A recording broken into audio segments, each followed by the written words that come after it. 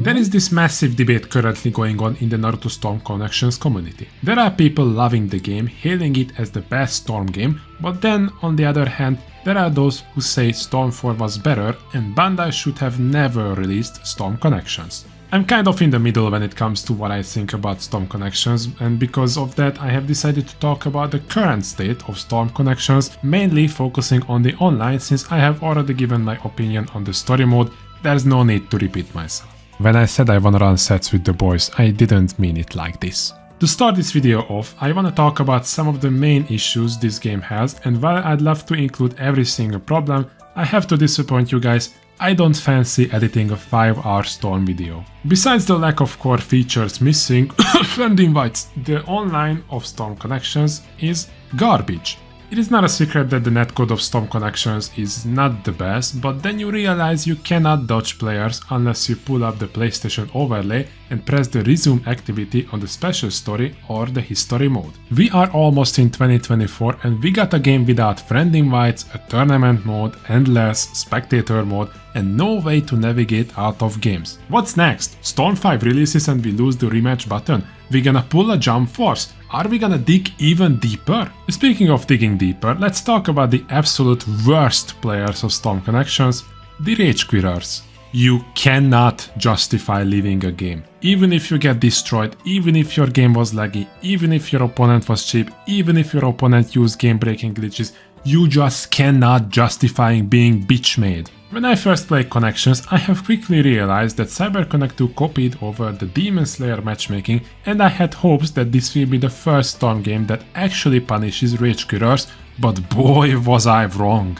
Now, to be perfectly honest with you all, I hated the Demon Slayer matchmaking. I liked it more when you could select which player you wish to play against, but for some godly reason, the only good part of that godforsaken matchmaking, the rage quit punishment, was not copied over. Back in Demon Slayer, if you rage quitted 3 times, you got a 24-hour ban instantly. Why do we not have this in the game? Or why don't we just get our points even if our opponent leaves? Human beings love to go against the system, but the moment they know that the risk is high, the punishment for being caught is severe, they will stop doing bad things. Demon Slayer never had this much problem with rage quitters, that game never had this much problems online. That being said, both the Storm series and Demon Slayer has no incentive to play ranked. If anything, it constantly makes you not want to play ranked.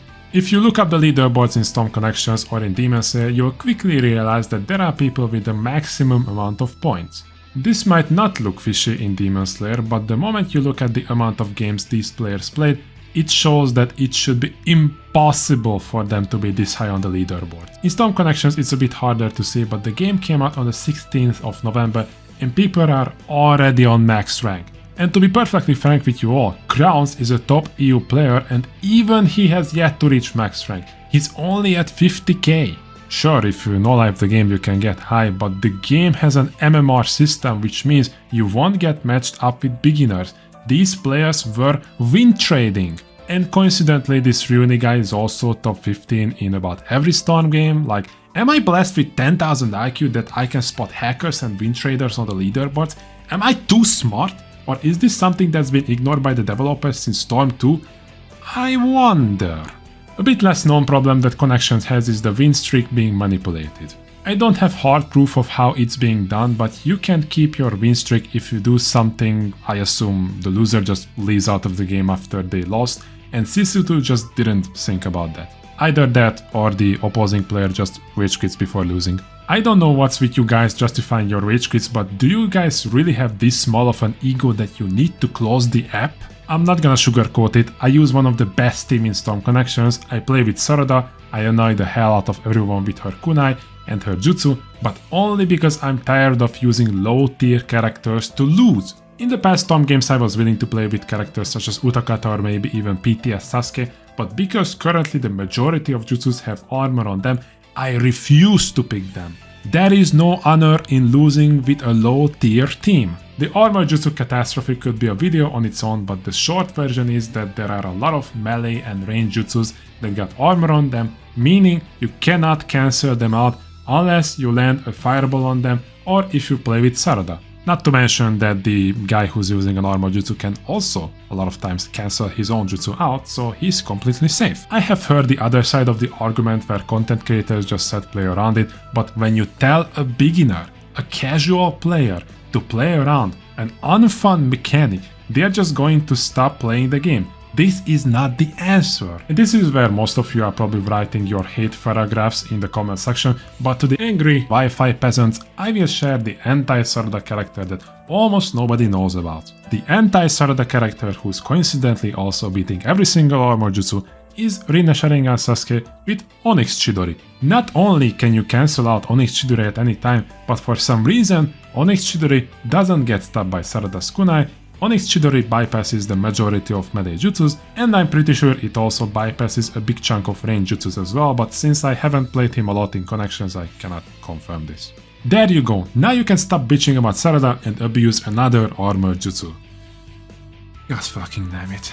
Look guys, I could be far more lenient on Storm Connections, and I'll be honest, I actually like Storm Connections more than Storm 4, but the reason I stopped playing Storm 4 years ago is because first of all I lost the Storm Championship, and second of all because the game had twice as many bugs as Connections on release. Now granted, a couple of these bugs were hard to pull off and actually required skill, however to me it just didn't feel like an intended way to play a game, therefore after about half a year I have stopped playing the game. If I knew CyberConnect 2 is willing to put out constant bug fixes, constant changes to Storm Connections, I wouldn't care about any of these, but the only patches we got so far were about a season pass and a pair of fucking shoes that are region locked to EU. And Xbox players still cannot play online.